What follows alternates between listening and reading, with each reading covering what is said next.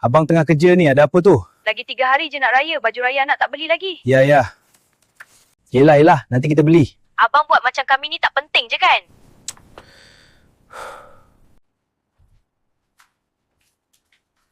Okey Kak, dah siap. Semua sekali 160 je. Ha, 160?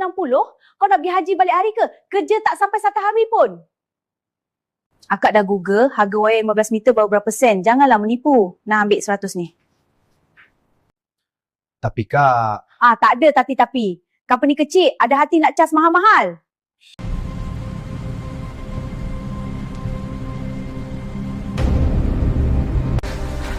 Kadang dunia tak adil pada seorang ayah.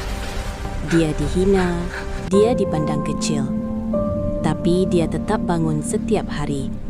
Bukan untuk dirinya, tapi untuk mereka yang memanggilnya ayah. Bersabarlah ayah.